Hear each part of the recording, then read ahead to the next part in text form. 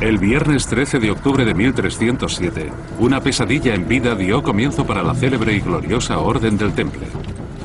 En aquel Viernes Negro, cientos de caballeros fueron convocados a París. 620 fueron arrestados sin previo aviso y enviados a prisión. Los cargos de los que se les acusaba se sumaban al más abyecto de los crímenes, la herejía. Pero los caballeros templarios eran heroicos guerreros cristianos, las fuerzas especiales de las cruzadas medievales. ¿Por qué sucumbieron tan aguerridos caballeros? Por fin un documento secreto, oculto durante 700 años, revela la verdad sobre el rencor, la política y el juego de poder que destruyó aquella legendaria orden religiosa y militar.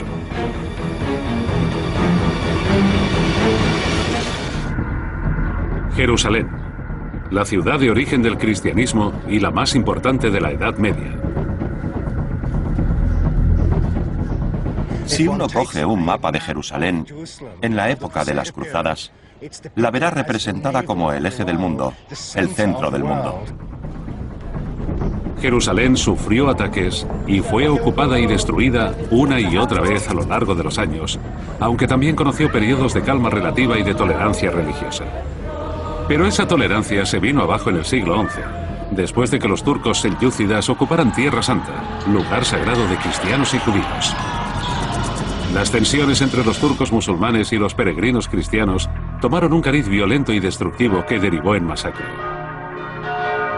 El Islam se extendía en Oriente Próximo, acorralando con su avance al Imperio Bizantino. Ante la amenaza que ello suponía para los peregrinos cristianos y para el templo más sagrado de Jerusalén, en el año 1095, el Papa Urbano II ordenó a los cristianos de Europa Occidental marchar hacia Oriente y reconquistar Tierra Santa a los sarracenos. Una de las batallas más sangrientas de la historia acababa de empezar. Hubo miles de personas, no soldados ni guerreros, sin experiencia en la guerra, que jamás habían salido del pueblo, que respondieron ipso facto a la llamada del Papa y se pusieron en marcha hacia Oriente. En 4 años, los invasores cristianos de la Europa Occidental habían tomado Jerusalén. De los ejércitos cruzados surgió la figura del caballero templario, la unión de monje y soldado, hombre de fe, con el cometido de proteger el reino cristiano de Jerusalén y la vida de los peregrinos. Por primera vez en la historia, se encomendaban las armas a una orden santa que debía fidelidad al papado. Fueron los templarios los que introdujeron la idea de combinar la vida monacal con el título de caballero y con la actividad militar. Vivían según el código monástico y su jornada incluía oración, instrucción y cuidado del avituallamiento.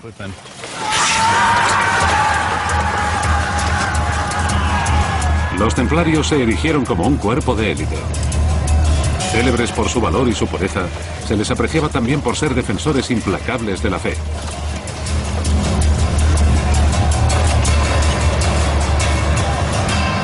Cuando se dieron a conocer en el ámbito mundial, despertaron la imaginación de los pueblos de distintas formas. Se creía que era una buena iniciativa. A medida que el relato de sus victorias se iba extendiendo a Europa, los templarios se convirtieron en grandes héroes del cristianismo. Fundada por tan solo 9 nobles bien intencionados, la orden creció deprisa y su reputación se vio catapultada. Se convirtieron en una leyenda rodeada de misterio.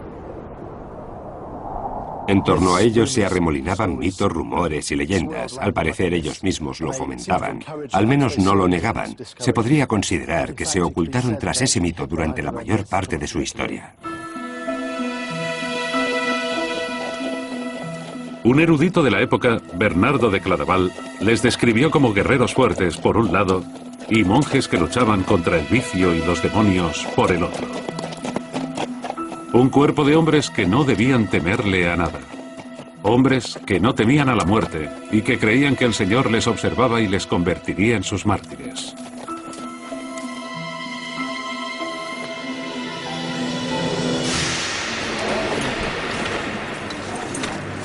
Y entonces, Menos de 2 siglos tras su fundación, los guerreros cristianos más célebres del medievo, que habían vivido y muerto en nombre de la cruz, fueron capturados y encarcelados por herejía.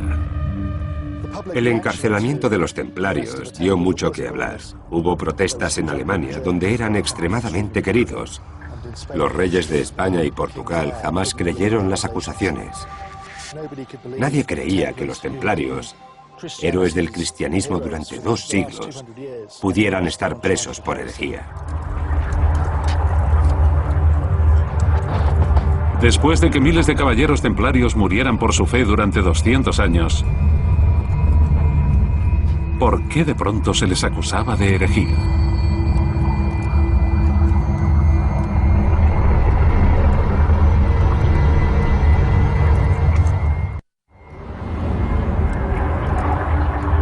París, 1307.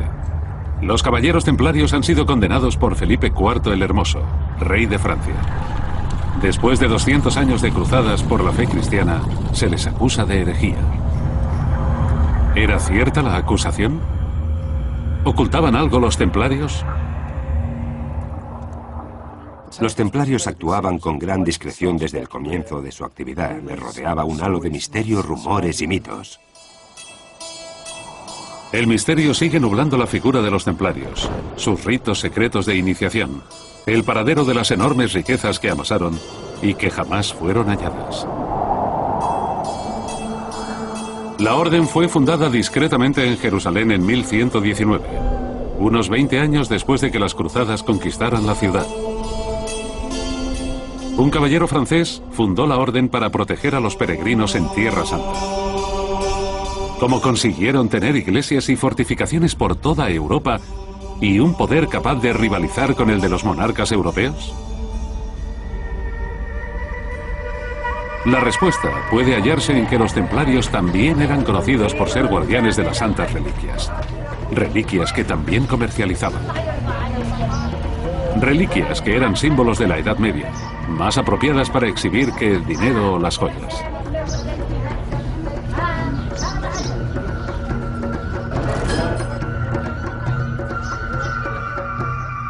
Las que más interés despertaban en la Edad Media eran las procedentes de Tierra Santa. Estaban muy solicitadas. Los marchantes y nobles se las disputaban. Eran objetos de veneración en monasterios y catedrales por toda Europa. Los templarios eran conocidos en todo el mundo por custodiar reliquias, sobre todo las pertenecientes a la historia de Jesucristo.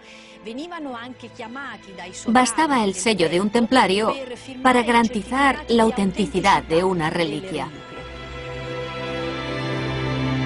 Parte del misticismo que condujo a la canonización de Luis IX, rey de Francia, fue la búsqueda de 2 reliquias destacadas. Un fragmento de la Veracruz, perteneciente según se creía a la cruz en la que crucificaron a Jesucristo, y la corona de espinas. San Luis las adquirió ambas cuando la Orden del Temple se hallaba en su apogeo. San Luis diseñó y construyó esa capilla como un enorme relicario. Un lugar inmenso donde custodiar las reliquias de la historia de Jesucristo que había conseguido. Hoy, como entonces, se cree que las reliquias confieren el poder divino de realizar milagros y conceder deseos. Las reliquias de San Luis y la magnífica iglesia gótica que construyó en París para consagrarlas convirtió a Francia en un lugar de peregrinación destacado. Las reliquias otorgaban prestigio y poder.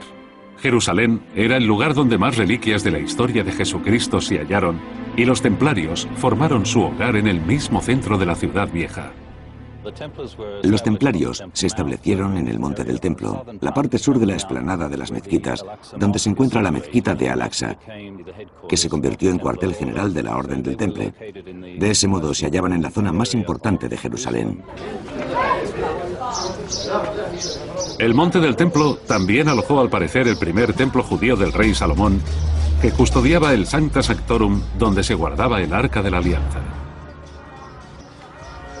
Más de 1000 años después, los templarios se instalaron allí para dar protección a los peregrinos cristianos.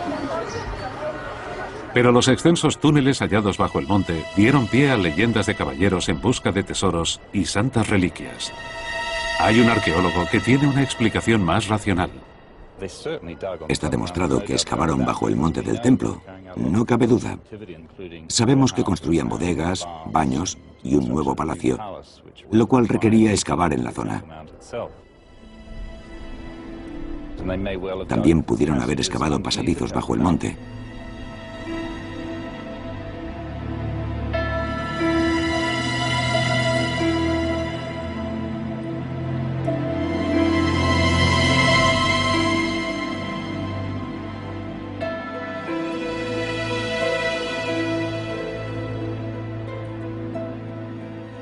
Este es el túnel subterráneo que descubrió Charles Warren en 1867.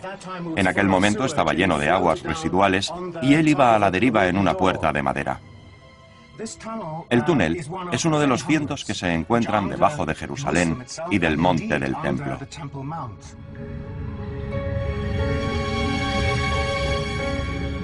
Afortunadamente, dejó de servir como alcantarilla tiempo atrás. Y aunque persisten las leyendas sobre las búsquedas místicas de las santas reliquias, aún se puede encontrar en el monte del templo tesoros como el Muro de las Lamentaciones y partes del templo que un día dieron cobijo a los caballeros templarios. Es un portal medieval construido en tiempos de los romanos. De todas las entradas de la parte occidental del monte del templo, podemos estar seguros de que fue esta la que utilizaban los templarios. Jerusalén fue arrasada repetidas veces a lo largo de las eras. Los cruzados solo llevaron a cabo una de la extensa línea de las invasiones que asediaron la ciudad, la mayoría motivadas por la búsqueda de tesoros, incluidas las santas reliquias. Los templarios tenían pasión por las reliquias, prácticamente obsesión, y los que venían a este país estaban dispuestos a matar no solo a los judíos y a los musulmanes, sino a los propios cristianos de la región para hacerse con esas reliquias. Entre las reliquias más famosas que se han relacionado con los templarios se halla el sudario de Turín, que según se cree, aún hoy, se utilizó para envolver el cuerpo de Jesucristo y en el que quedó grabada su efigie. Pero como muchas otras leyendas en torno a los caballeros templarios, no hay pruebas que lo demuestren. Tan solo la posibilidad de que aquellos caballeros llevasen el santo sudario desde Tierra Santa a Francia. Tenían infraestructura, barcos que salían de Tierra Santa y regresaban sin parar. Y recordemos que los templarios eran una orden religiosa con la reputación de ser dignos de confianza. Otra reliquia legendaria vinculada a los templarios es el Santo Grial que, según la fe cristiana, fue una copa o plato bendecido por Jesús en la última cena. El Grial se mencionó por primera vez en un relato romántico del poeta francés Chrétien de Troyes, capital histórica de la región de Champagne. Se sabe que los 9 caballeros que fundaron la Orden del Temple también pasaron cierto tiempo allí. Los templarios eran de la región de Troy, de modo que Chrétien debió de oír la historia de los templarios o de los cruzados que regresaban contando rumores sobre el Grial después de oírselos a los templarios en Oriente. El Grial ha recibido numerosas descripciones. En el relato original es un plato. El poeta francés Robert de Boron describe el Grial como el cáliz que José de Arimatea utilizó para recoger la sangre de Jesucristo. Otros han sugerido que es un tesoro más bien espiritual y no físico. En el poema de Wolfram von Eschenbach, Perceval busca un grial que se describe como una piedra. Esa piedra podría representar distintas cosas, como el despertar espiritual o la gracia de Dios, pero, como siempre, el grial parece negarse a que lo concibamos con una sola forma. Sea como fuere, la idea de que el Santo Grial está oculto en alguna parte es muy tentadora para la imaginación popular. Y aunque haya pruebas irrefutables que relacionan el Grial con los templarios, los misteriosos caballeros tenían asuntos más tangibles entre manos. Los templarios no estaban obligados a informar qué hacían. Lo único que se sabía era que estaban luchando en Oriente Medio, pero se les daba muy bien ganar dinero. La Orden se convirtió en una gran compañía multinacional. Al construir castillos e iglesias por toda Europa, también inventaron la banca internacional y el cheque. Los viajeros depositaban dinero en un templo y se les entregaba una nota que podían canjear por dinero en otro templo. Esa idea medieval del cheque de viaje tuvo mucho éxito entre los peregrinos que se dirigían a Tierra Santa o volvían de allí. Aunque la ley eclesiástica prohibía los intereses, el coste de los gastos y otros recargos permitieron a los templarios amasar una fortuna considerable. Las operaciones en el este estaban financiadas por lugares como este, las encomiendas, que eran granjas, todo tipo de negocios como destilerías, viñedos, fábricas de curtidos y de ladrillo. Tenían una red de actividades con buen entramado. Fueron los primeros capitalistas, como quien dice. Marchantes y realeza también donaban a la orden, creyendo que esa prueba de fe les aseguraría un lugar en el cielo.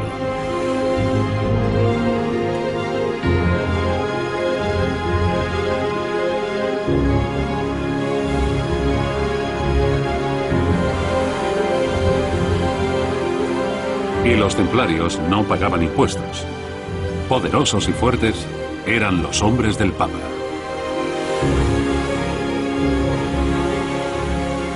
Después de la Iglesia, el Temple era una de las instituciones más ricas de Europa. ¿Contribuyó ese hecho a su caída? Mientras que los bancos de la Orden estaban acumulando grandes beneficios, los caballeros perdían terreno en Tierra Santa.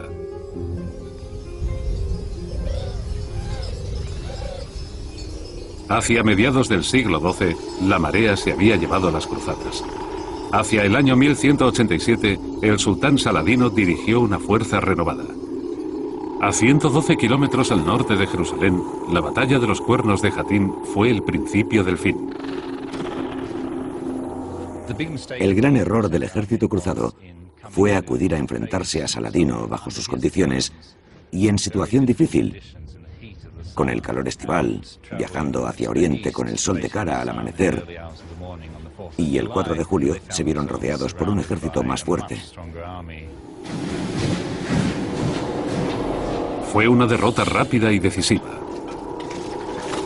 El ejército cristiano, que contaba con 20.000 soldados y 1 millar de caballeros templarios, fue destruido.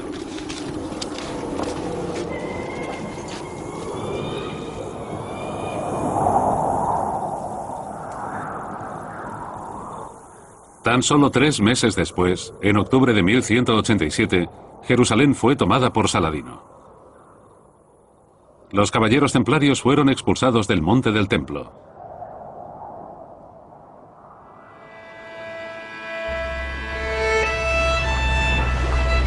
Cuatro años después, su fortaleza fue trasladada a Acre, en la costa de Tierra Santa.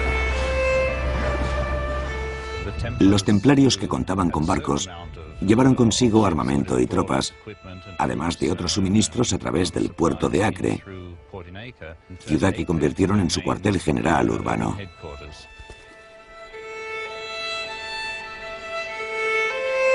A medida que las cruzadas perdían protagonismo en Oriente, los caballeros templarios resistían, se negaban a marcharse y seguían luchando desde las fortificaciones como Acre. Pero el peso de su nombre también se empezó a debilitar.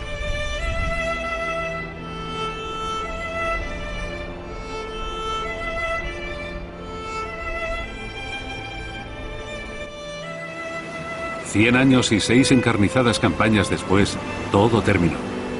En 1291, los caballeros templarios abandonaron Tierra Santa.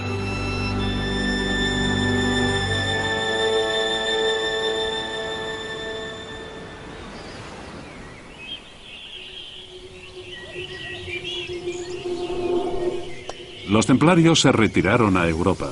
Muchos volvieron a Francia. Esperaban un contraataque. Jacques de Molay fue nombrado gran maestre y se comprometió a cumplir con el cargo.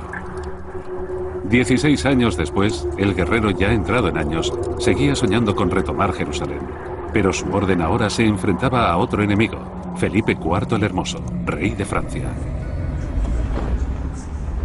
Felipe el Hermoso era nieto del gran mecenas Luis IX, el Rey Santo. Era un fanático que se creía Jesucristo. Felipe IV era un rey increíblemente ambicioso, y una de las cosas que más le motivaba era el deseo de ser el rey más cristiano de Europa. Nada le detendría ante ese objetivo.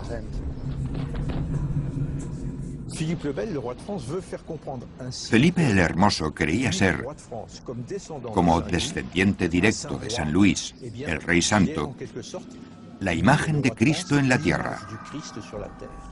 No un rey, sino Jesucristo. Pero el rey estaba en apuros.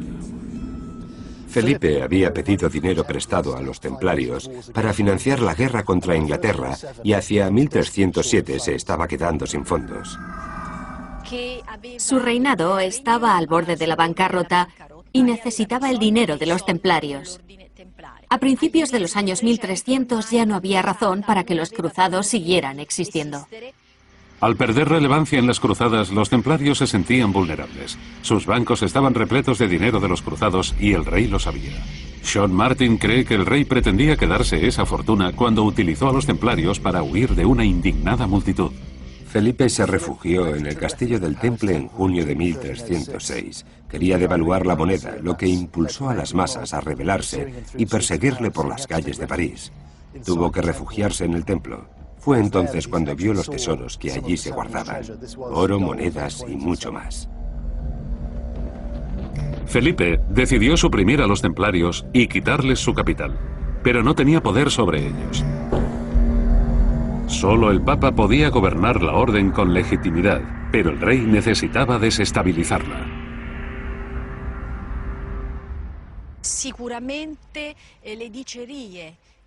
Felipe IV extendió rumores difamatorios y muy negativos sobre los templarios y la orden. Consiguió con gran astucia que esas calumnias se filtrasen en la opinión pública como un veneno que acabó minando los cimientos sobre los que se había fundado la orden. Y en 1307, tras haber arruinado la reputación de la orden, el rey lanzó un ataque sorpresa en el que capturó a Jacques de Molay y a todos los templarios de París.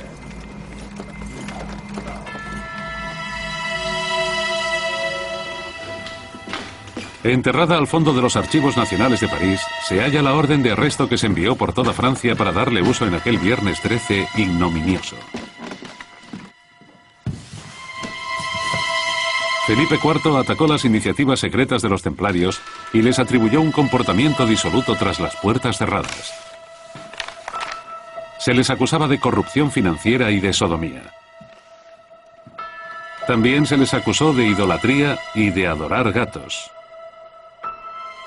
Y todo ello se sumó al cargo más catastrófico: la herejía. La acusación de herejía fue devastadora, ya que el Temple se fundó para defender la fe y la herejía es la traición a la fe. Esos cargos podían destruir la orden de los templarios.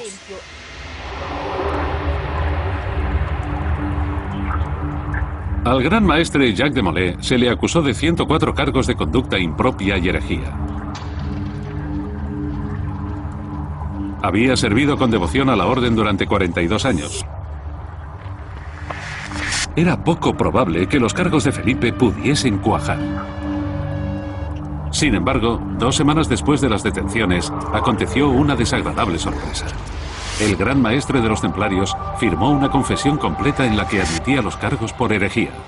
La confesión de Jacques de Molay en octubre de 1307, apenas 2 semanas tras los arrestos, dañó profundamente la orden de los templarios y la percepción que tenía la gente de ellos.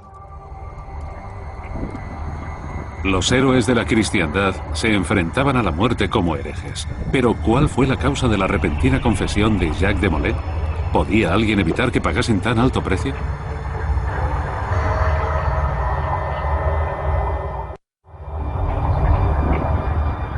Tras 200 años de guerra en Tierra Santa al servicio de la fe, el gran maestre de los templarios destruyó la reputación de la orden con una confesión de herejía.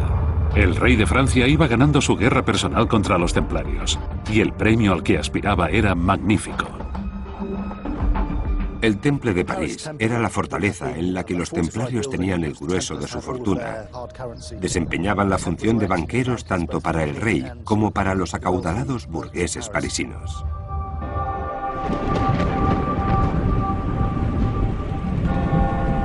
Al rey le parecía que ese dinero estaba mucho más cerca ahora que había encarcelado a los 5 líderes en el castillo de Chinon y que el gran maestre de los templarios le había entregado una confesión de herejía.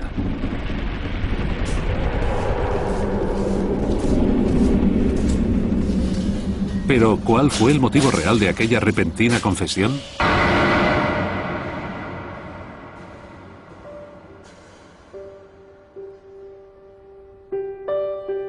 La tortura. El potro se usaba tanto con jóvenes como con viejos. Y la garrucha, una polea de la que se colgaba al templario desde cierta altura para luego zarandearle con violencia. A Bernardo de Vado, un sacerdote, le untaron los pies con grasa y se los quemaron a fuego hasta que le sobresalieron los huesos.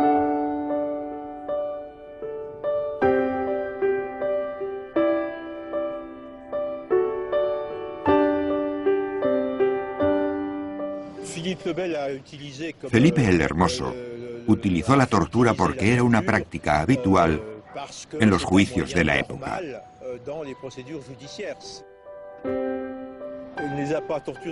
No les torturaba para que dijeran la verdad. Lo hacía para que dijeran la verdad que él quería. Pero a Felipe no le iba a salir todo tal y como tenía planeado. Al ser los caballeros templarios una organización militar religiosa, estaban bajo la protección directa del Papa. Ni el rey de Francia ni el de Inglaterra tenían derechos o poder directo sobre ellos. El Papa era el único hombre que podía salvar a los templarios. Pero el papado estaba pasando por un momento de debilidad y de impotencia. Clemente V era poco más que una marioneta movida por los hilos de Felipe IV. El rey ya había destruido él solo a un papa anteriormente y apoyado el nombramiento de Clemente V. Y se aseguró de que el papa supiera quién era el que mandaba.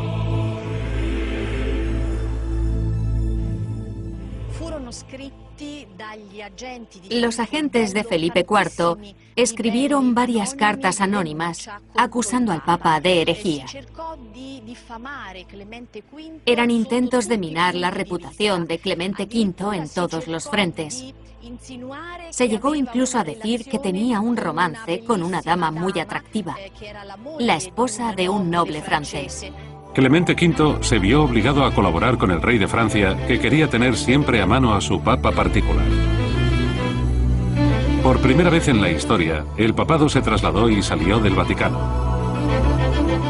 El papa Clemente V fue obligado a establecerse en Aviñón, Francia.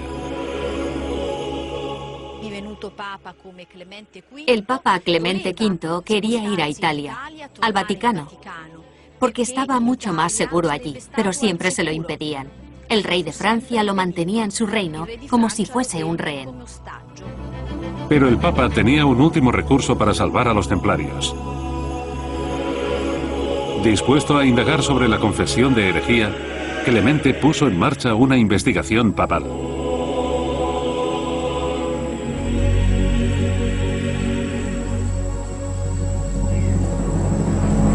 Aún así, los templarios tendrían que afrontar la tormenta, pero esta vez sería la Iglesia y no los interrogadores del rey los que la llevarían a cabo. La verdad de esa investigación no ha llegado a saberse hasta ahora. El descubrimiento de un documento de vital importancia reescribe la historia de Clemente V y del juicio de los caballeros templarios. En el año 2003, la doctora Bárbara Frale, historiadora del Vaticano, localizó un documento llamado el Pergamino de Chinon en los archivos secretos del Vaticano. Llevaba extraviado 700 años.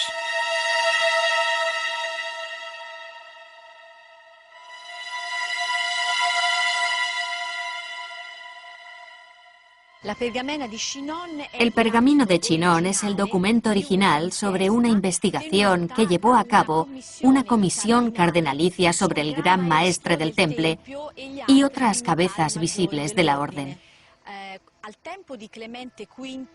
Durante el pontificado de Clemente V, todos los documentos sobre los templarios se guardaban en la misma carpeta, bien organizados. Con el tiempo, y en parte debido a que Napoleón expolió los archivos papales y los llevó a Francia, la carpeta se dividió y los documentos se perdieron.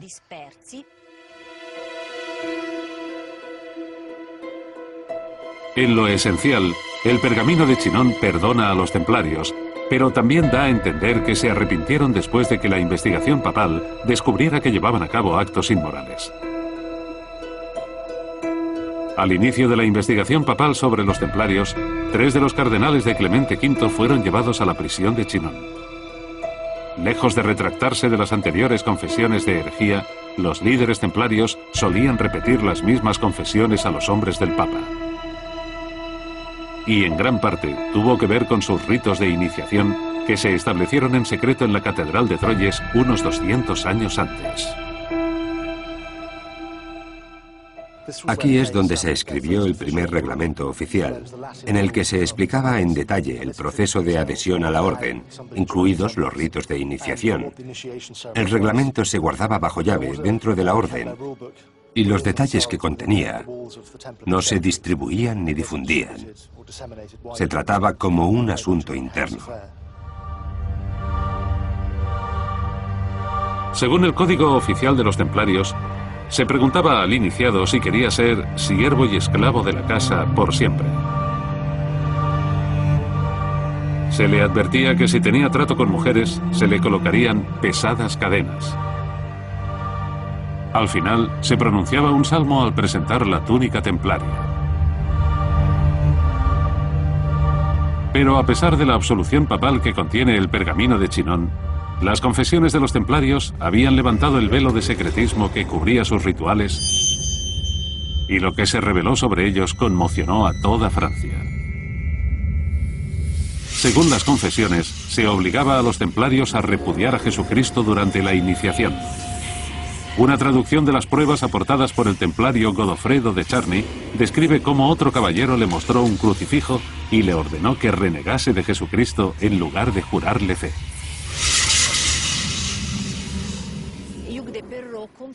Hugo de Porreau confesó que la ceremonia de iniciación templaria suponía negar a Jesucristo y escupir en la cruz.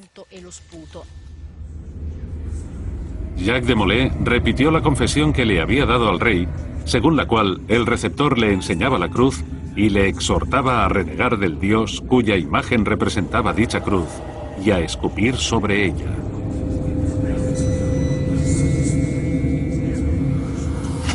Se dice que otro templario, Hugo de Parrot, describió conductas heréticas y de depravación sexual entre los iniciados. Tras ser admitidos y hacerles entrega de la túnica de los templarios, se les ordenaba maldecir el crucifijo y besar al receptor en las posaderas, en el ombligo y después en la boca, aunque continuó diciendo que el rechazo de Cristo no era espiritual sino meramente oral. Algunos eruditos afirman que el beso era una forma de asentar los rangos.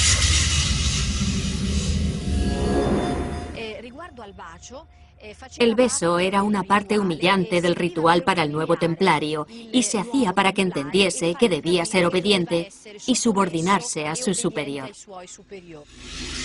Hugo de Parrot pudo confesar también que se animaba la homosexualidad y eso a los ojos de la Iglesia constituía una abominación. Se les imponía la abstención de entablar relaciones con mujeres y en caso de ser incapaces de reprimir su lujuria, debían entablarlas entre hermanos de la orden.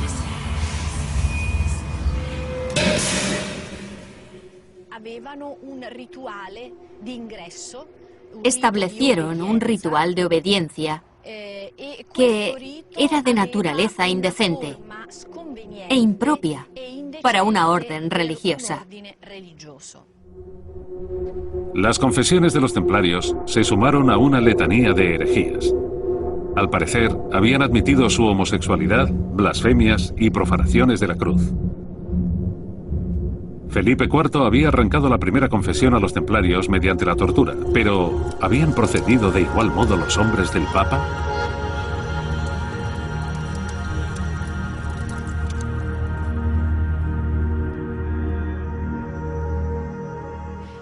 Estamos seguros de que en los juicios llevados a cabo por el Papa no se torturó a los templarios.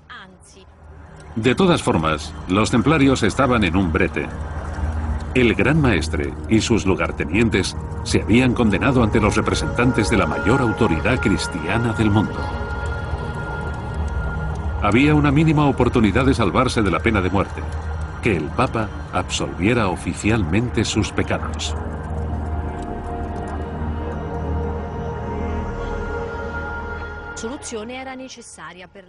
Era necesario absolverles para que se salvaran, porque el cargo de herejía era extremadamente grave. La ley pedía la absolución, de otro modo no había salvación posible. Durante siglos se ha creído que el Papa condenó a los templarios cuando en realidad les había salvado.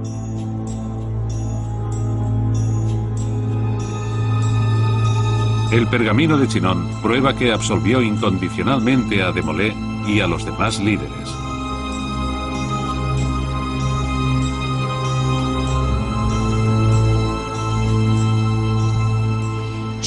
Existía cierta tendencia a creer que la Iglesia condenó a los templarios. Eso es falso. Si el Papa hubiera tenido la más mínima sospecha de herejía, jamás habría permitido que recibieran la comunión. El Papa absolvió a los templarios porque creyó que cometían actos de herejía como prueba de resistencia para prepararse para los retos extremos de fe a los que podían ser sometidos por el enemigo musulmán en Tierra Santa.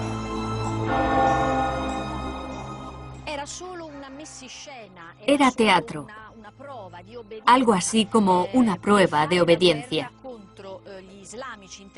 Se necesitaban hombres fuertes, con disciplina y valor, para luchar en Tierra Santa contra los musulmanes, que solían obligar a los prisioneros cristianos a renegar de su fe o a morir. Pero existen otras pruebas que indican que no todos los templarios eran firmemente leales a la fe cristiana.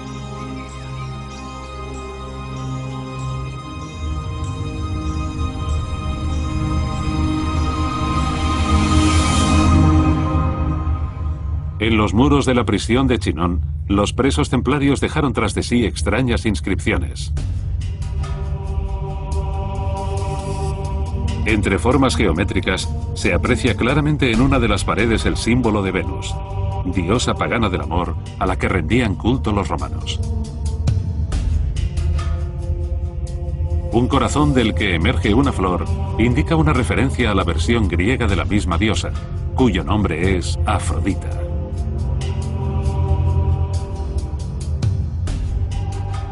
Ambas diosas son paganas. Cualquier tipo de aprecio a la cultura pagana es herejía flagrante a ojos de la Iglesia. Parte de la acusación se basaba en los cargos de adoración a un ídolo, una cabeza cercenada llamada el Baphomet.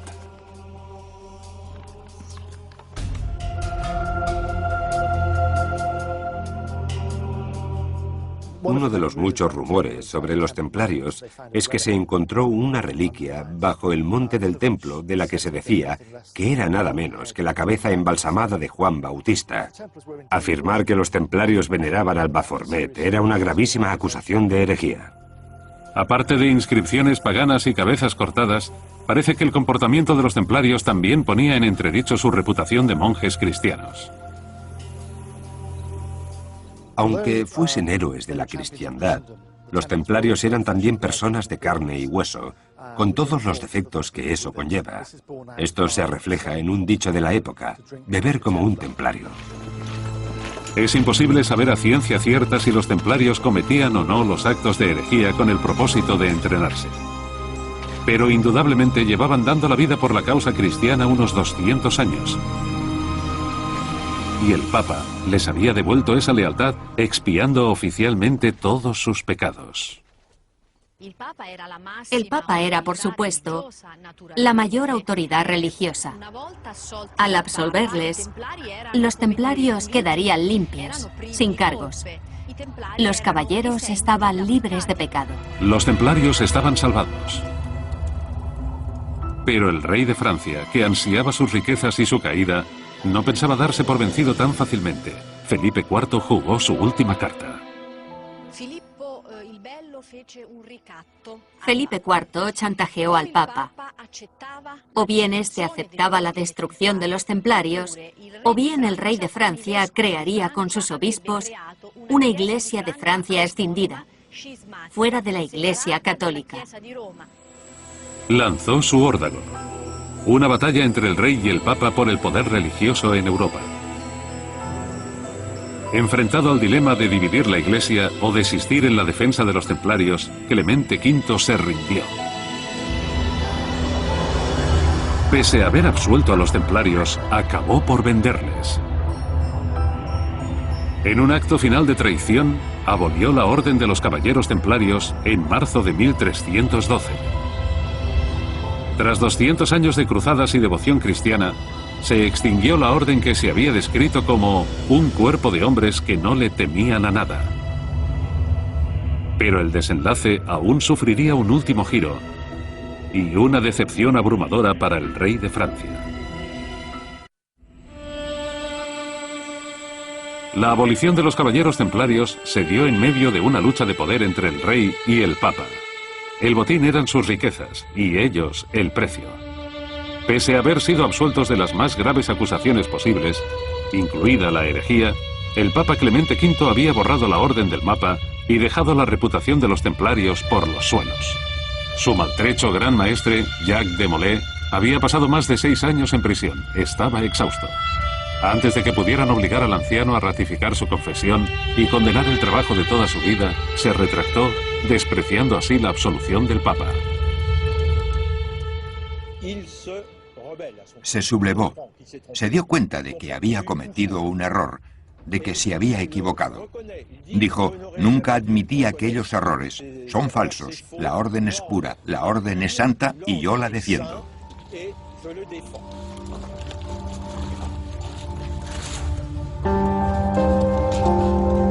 Felipe IV aprovechó la ocasión. En cuestión de horas, prendió al anciano de 72 años y lo llevó al río Sena para ejecutarle.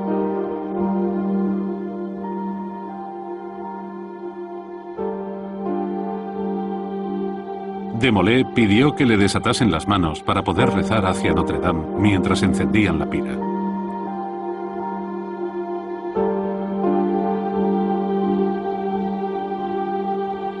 Pero al parecer, el viejo guerrero se llevó un gran secreto a la tumba. Mientras los templarios eran exterminados, su banco más grande, el Temple de París, fue asaltado por los hombres del rey. Sus arcas estaban vacías. Las posesiones de los templarios en Normandía sumaban más riquezas de las que tenía toda Inglaterra. Pese a ello, no se encontró nada. La destrucción por parte de Felipe IV de los caballeros templarios, guiada por su ansia de riqueza, no había dado ningún fruto. La parte en efectivo del tesoro, el oro, desapareció por completo. No se halló en ninguno de sus focos principales de actividad como Londres, París o Viena. Sencillamente no sabemos a dónde fue a parar. Los templarios debieron de recibir algún tipo de advertencia sobre los planes de Felipe el Hermoso, lo que les había permitido preparar la huida de los caballeros de menor renombre. ¿Pudieron ellos haberse llevado el tesoro de la orden? Poco antes de los arrestos, la flota de los templarios aquí, en La Rochelle, desapareció.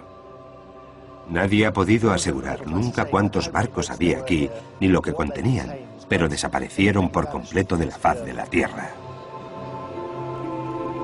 ¿Es posible que los caballeros templarios rieran los últimos? El mejor lugar al que podían huir con su tesoro era Escocia, donde Roberto I les protegería. Pero a día de hoy, nada se ha encontrado.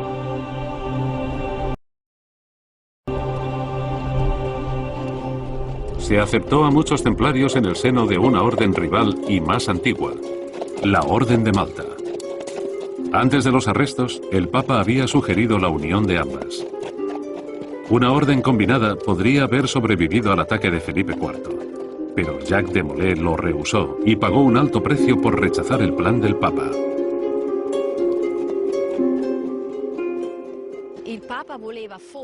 quiso unir a los caballeros templarios y a la Orden de Malta para crear una nueva orden que estuviese limpia de pecado y fuese útil para la reconquista de Jerusalén.